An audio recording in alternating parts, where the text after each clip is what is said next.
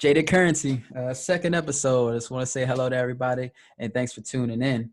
Today's topic will be about Tomi Lahren.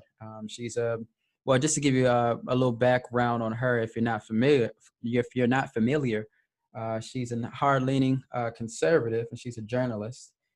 So she was hard-leaning until sometime a couple years in, I guess, where she had an appearance on The View. And on her appearance with The View, she said that she supports having access to abortion. As we all know, that's not a conservative talking point. So she got a lot of backlash from the Conservative Party or the Republican Party. She got a lot of backlash for that, and she was suspended or whatever. I think Blaze TV or whatever show she was on, suspended without pay, and there was a big lawsuit with that, and yada yada yada. But also there was just inconsistencies with what she was saying throughout time.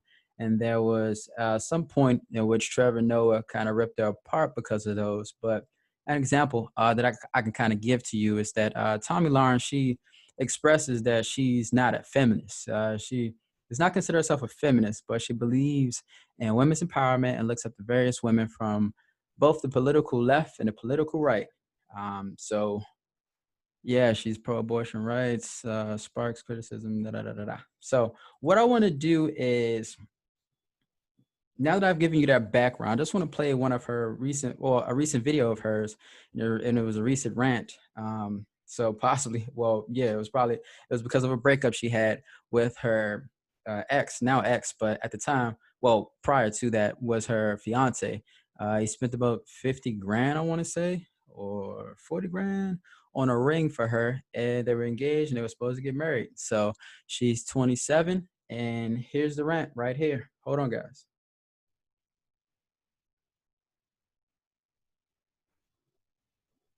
A teacher, a helper, someone who could possibly inspire people to be better. So, with that being said, this is a PSA for all the men out there and all the boys who think they're men, but they're actually boys. This is going to be the summer of canceling boys. All of my friends are attractive. All of my friends are successful. All of my friends have something going on. Almost every single one of them have an issue with men. They're all successful, they're all intelligent, they're all good people. But if all of these women, including myself, are having issues, then I have to think, it might not be us. It might be you. It is not just the guys in Los Angeles, Nashville, Dallas, and they're not any better in the Midwest. Quite frankly, I think they're trash all over this country. I've made notes. This is how invested I am in this because I've been thinking about this for about 2 weeks solid now. Are you actually single? That means single. That is the first question, believe it or not, that needs to be asked. And ladies, you should be asking it because in 2020, it's not a given anymore that a guy that's actively pursuing you is actually single. Women do not want a pen pal. We don't want a texting pal. We quite frankly don't care if you text us all day or if you don't text us at all. If you're not going to make a plan to actually see us in person, not interested. Make a plan.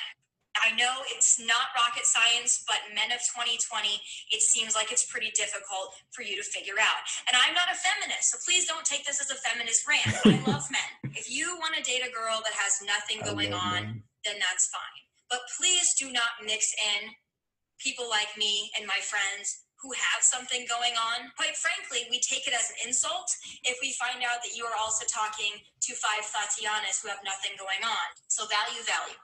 There's a lot of women out there that I know that are my good friends who have amazing jobs, who work really hard, but who can't seem to find a decent guy, even if they go up in age 5 to 10 to 15 years, because those guys all want to be with 21-year-olds who have nothing going on. Now, I love a good Instagram story. Y'all know I do. I love a good boomerang.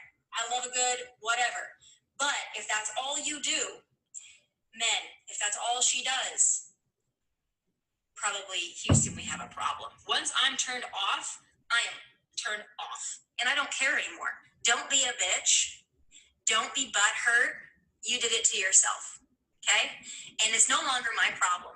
Now it's become a personal problem of yours. I do have high standards and high expectations. You don't really have to be Brad Pitt. You don't have to be famous. You don't even really have to make a lot of money or have a really fantastic job. You just have to be determined. You have to be in some way successful in that you want to attain some certain kind of success for yourself, you're driven, you have goals, you can handle a woman with standards, that's not going to turn you off. And you're going to put in the effort to be with somebody like myself or my friends. We deserve that. And we will not compromise our standards. It will be a cold day in hell when I chase a man. We have all dealt with men who treat us like we are not good enough. No, the problem is we are too enough and you can't handle it. Number one, are you single? No, really. Two, make plans. We don't want a pen pal. Three, value. Value someone who has value. Consistency. Be consistent. Don't be great and then fade out. And then don't fade out and then think that you're going to fade back in, because it ain't going to work. And last but not least, if all else fails, don't be a bitch. All right. So as you can see, she's pretty heated. She's pretty hurt about this this current situation and everything. But it's just interesting because those are like from the vitriol that she used when she was just going through her list and her gripes and everything. You could swear that she was a feminist. You could swear that she was on a hard left, and just with all those views. So I kind of want to throw it out there that like the mask has kind of come off from her, and has shown that like she has feminist views that are hard grained within her, and I feel like most women feel this way as well. So you can kind of make the argument that all women are feminist, and you would be right, but there's different degrees of the feminism that is deep rooted within them. So with her, it's kind of surprising because she was a right wing thinking piece that could talk to her views of wanting the family to be together, and having a father there and all that, have men take care of the family and all of this. But she sounds like a feminist right here, so it's kind of crazy. So some things that I want to kind of touch on was that like she was saying all of her friends are intelligent. How do we know that? Like, if all of your friends are intelligent, all of your friends are successful, all of your friends are amazing, beautiful, perfect, but they can't keep a man. And then on top of them not being able to keep a man, they're being ran through. It sounds like your friends are being ran through just like you. And if you are not talking about your friends, then it's kind of weird, because you may just be talking about yourself in this situation and just talking about how perfect you think you are and how you should have a fiance and everything, get married and do everything the American way and go by the book and be all rigid and all of this. It's real interesting. And it's also interesting, like when women get hurt and they're angry, they're always talking about what they want. All of this, like, okay, that's cool what you want, but you got to understand out here in the real world, it's not your opinion that's going to get you resources. If you want resources from somebody, you have to kind of figure out what they want. You got to figure out, hey, I may have to have this certain physical feature, or I may have to have this certain, feature as far as like my intellect to attract this certain type of person. But it's weird because, well, it's not weird, but it's very understandable how she got to this point. And the reason why I say that is because of society and the way society is. We coddle females to to an insane degree, and their females are just never met with any opposition or any type of problems, to where it would force them to kind of grow out of this teenager ranting, spoiled, gotten everything that I want, living life on recruit difficulty. Shout out Birdman, living life on recruit difficulty lifestyle. And at the same time, I'm sitting here, I can't be mad at her for saying this because I understand it. And I understand where she's coming from. But so if I understand where she's coming from, I can't be mad because I understand how she got here. And if you feel like you can just tell everybody, what you are, and you can just demand the parameters and the rules of engagement between the opposite sex, okay, cool, go with that. But there has to come a point where you get tired of complaining. you get tired of being ran through by these, alpha males or whatever you want to term them, being ran through by these younger guys, and you got to change up the game. Like you got to change up what you're offering because maybe you're not offering anything at all. You think you're so intelligent, you got this money or whatever you want to call it. Like maybe that's not enough. Maybe your standards are too high for what you're offering to the market. Lower your standards a little bit. I don't know, like, but that's the crazy thing. Then let's go back to what I was saying about society. In society, we always tell women, don't settle, don't lower your standards. But here you got a nice, beautiful young white lady with blonde hair, seemingly should be able to get what she wants whenever she wants it, because of the physical attractiveness, but she's not getting it.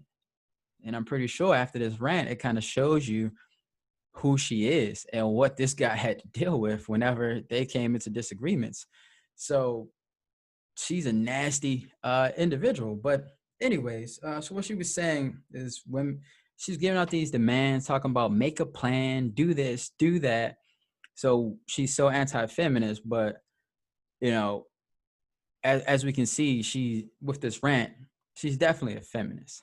And with feminists, they don't accept gender roles. So with not accepting gender roles, then why are you coming at the man and telling him that he has to make the plans? Like, why don't you make the plans like all the time?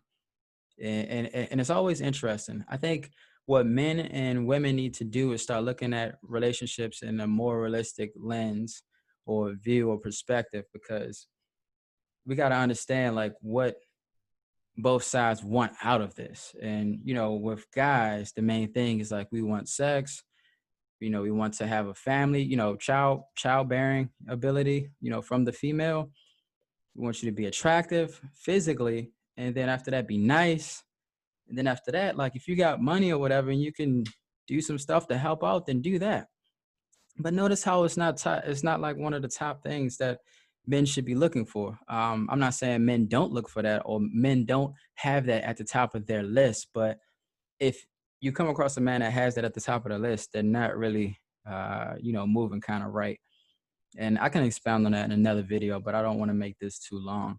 So with females, what they want out of the situation is they want the physical attractiveness, they want the money, they want the leadership, they want the being able to adjust to their emotions. They want a guy that can adjust to their emotions at any time and every day, and also to be their emotional tampons. And it's just crazy how things play out because they'll package all of that up into like one thing, and they'll be like, "Oh, all I want is love." Like my old relationship, all I want is love.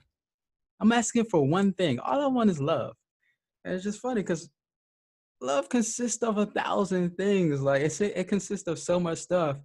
And also it's an ever-changing type of list because one minute you could be asking for, four things. And then the other minute you could be asking for 12.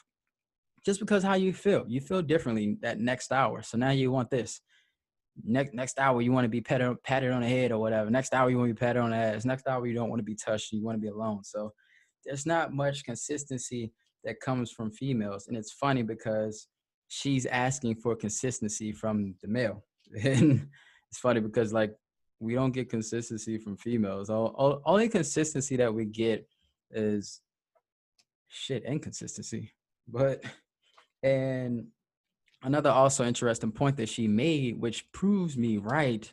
And I've been debating with older women for years. And they'll ask me why I've been debating with women for years. It just happens, man. Like I get, I get, establish relationships with older women, and then we start talking, and then I start probing, and I press on some issues, and I just want to see their insight, and I just want to see if they're going to give me something different as far as how the dating landscape and how we should be dating, what we should be looking for. And it's crazy because it doesn't matter the age. Like she could be mid 40s, she could be mid 20s, 30s, whatever. They're gonna say the same thing. And trust me, I've done the field work at work. I've done the field studies, the field work, whatever you want to term it. Whatever you want to term it. I've been at work arguing, debating, also whatever you want to term it, with women for years, and they say the same things. Like a couple months ago, I was debating with this like 45-year-old. She just was in the process of being divorced, and what she was saying was like, oh, you shouldn't be you should be trying to date a woman that's making a lot of money and all this and that. And I'm like, well, why can't I just, I mean, money's cool and everything, but I want to date somebody that's nice and has that agreeableness and is able to follow my lead, because I feel like I'm good enough. I can lead myself. I feel like I can lead an army as well. But we'll see if that can happen one day. But like I'm saying, like, you see what I'm looking for, and this is what most men should be looking for, which I hope they're looking for. Is just a nice female. Like, you have a female that's attractive enough and just nice and just agreeable and just a good time to be around. Like, that's really how low the bar is, and for what we're asking for from women. And she's telling me, "Oh, that's a bottom feeder. You need to get a woman with a degree and making all this money." And I let that ride because I didn't want to. I knew where this was going. We weren't going to agree, and it was going to be a never-ending back and forth of nothing. But it's funny how women bring up money and their ability to make it and all this stuff. And it's crazy because when you ask them, or when you kind of tell them to pay for their food, or when you kind of hint to them that they should be like splitting the bills and stuff whenever we kind of get into this hypothetical relationship or living arrangement, it seems like their vaginas dry up when they hear about stuff like that. So if your vagina is drying up about that, then why do you keep bringing up your money like that? If you're not going to give me none of your money, if I'm not going to benefit from any of your money, then why are you bringing it up as a bargaining point of why I should select you over a female that's not making a lot of money? There's no answer to that. So, um, another point that I want to touch on about what she was talking about is like how she was telling men about what they should look for in dating, who they should date.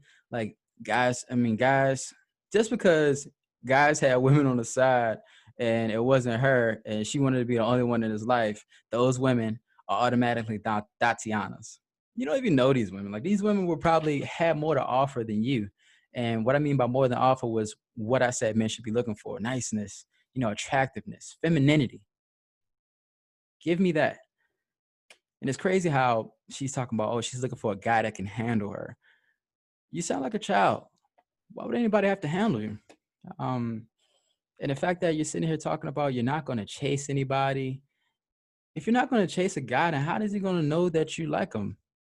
Like there has to be a give and take in this situation. You gotta give up something, and it has to be more than your vagina. Because if you're gonna give up your vagina, but also, you know, having a situation, a nasty attitude, and just a horrible time to be around, then you better give up something else as well. Because I don't want to be around you. But this also touches on another thing. She was talking about she doesn't want a Brad Pitt.